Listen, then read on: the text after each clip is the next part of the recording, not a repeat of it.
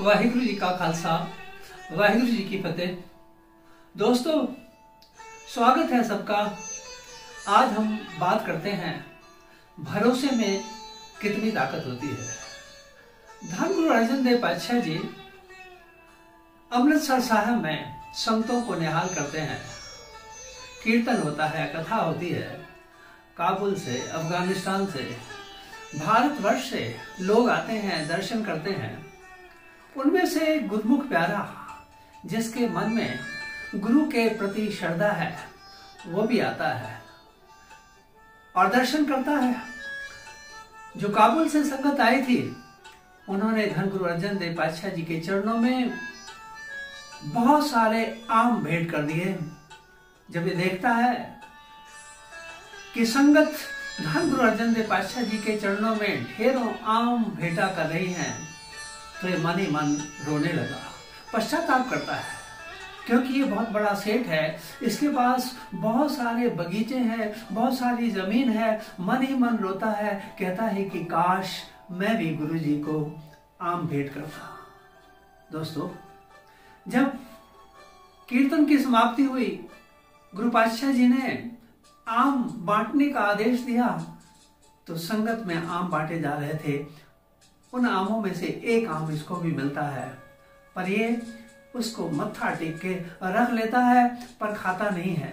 अगले दिन फिर स्नान करता है, नित्यनेम का पाठ करता है, उस आम को भी स्नान कराता है, क्योंकि ये आम उसने खाया नहीं था।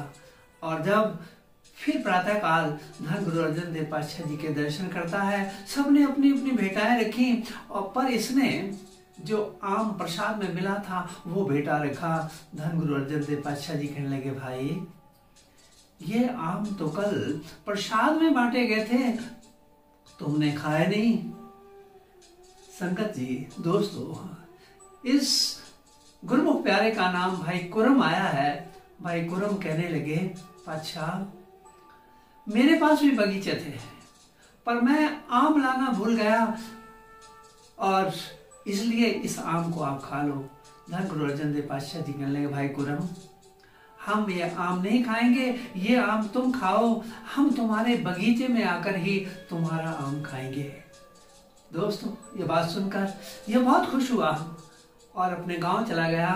पर गांव में नहीं रुका, जो इसका बगीचा था आमों का, वहां पर जाके इसने झोपड़ी बनाई, चारपाई डाली और धन गुरु अर्जन देव पातशाह जी के लिए एक आसन तैयार किया और उस आसन पर रोजाना चादर बिछाता है कि मेरे गुरु आएंगे और मेरे हाथों से आम प्रवान करेंगे। गांव वाले कहने लगे, भाई कुरम कब आएंगे गुरु अर्जन देव जी? तो ये पश्चाताप करता है कि ये तो मैं पूछना ही भूल गया, पर मेरे गुरु जी आएंगे जरूर। दोस्तों, धन गुरु अर्जन देव पातशाह जी ज्योति ज्योत समा गए। अब गांव वाले कहते हैं कि गुरु अर्जन देव पातशाह तो ज्योति ज्योत समा गए हैं, तुम गांव में आ जाओ, अपने घर में आ जाओ। पर ये नहीं आता है। इसने पूरा घर ही अपने खेत में, अपने बगीचे में बना लिया। पूरा परिवार वहां आता है। ये रोजाना आसन पे नई चादर बिछा के अरदास करता है, हे गुरु जी दर्शन दो। दोस्तों, धन गुरु हरगोबिंद साहब गुरगद्दी पर बैठते हैं पर वो भी नहीं आते। धन गुरु हरगोबिंद साहब जी भी ज्योति ज्योत समा जाते हैं। तब गांव वाले कहते हैं, परिवार कहता है कि गुरु जी कैसे आएंगे? पर ये कहता है नहीं, वो आएंगे, वो 100% आएंगे, मुझे विश्वास है वो यहाँ आकर मेरा आम जरूर खाएंगे। धन गुरु हरराय पातशाह जी गुरगद्दी पर बैठते हैं।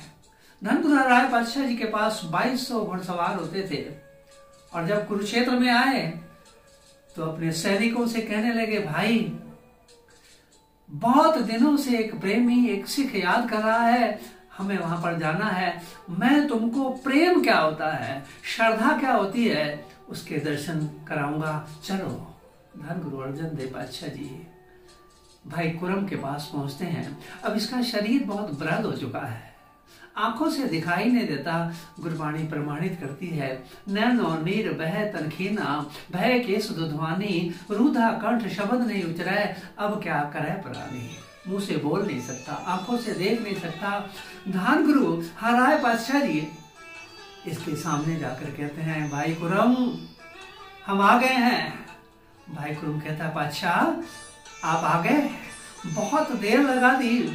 धन गुरु हर राय पातशाह जी कहते हैं आंखें खोलो। ये आंखें खोल के देखता है तो गुरु हर राय पातशाह जी का दीदार होता है, पर हाथ जोड़ के बेनती करता है पातशाह आप बुरा तो नहीं मानेंगे, मैं एक बात कहूँ।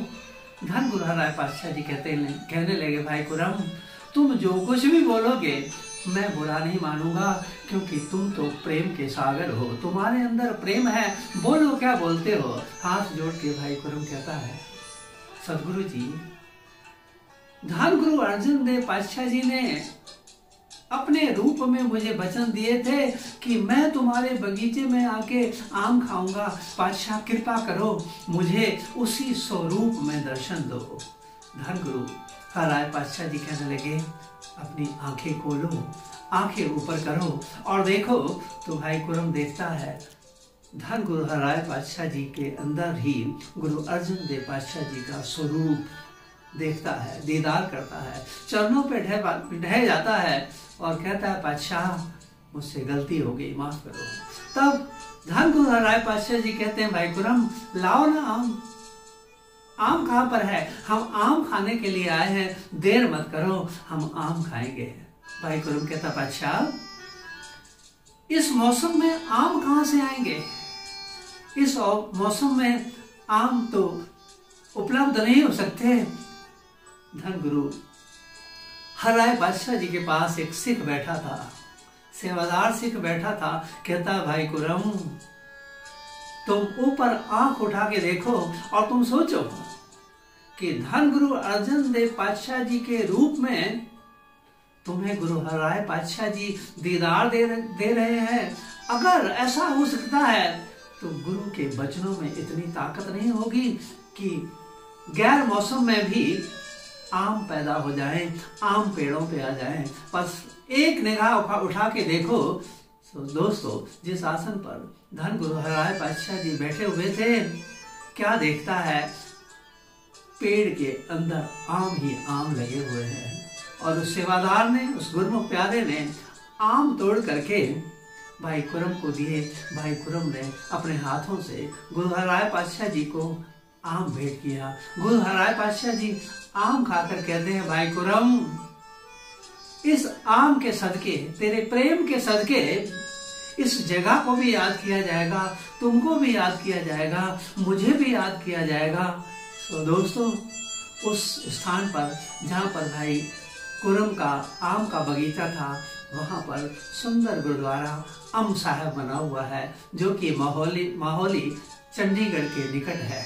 सो दोस्तों जिनके हृदय में प्रेम आ जाए, प्यार आ जाए, श्रद्धा आ जाए, उनको गुरु के जरूर दर्शन होते हैं और गुरु उनके जन्म को निहाल कर देता है, सफल बना देता है और अपने चरणों से मिला देता है। ऐसा है भरोसा, ये भरोसा हमारे अंदर भी आ जाए, ऐसी अरदास हमें करनी है।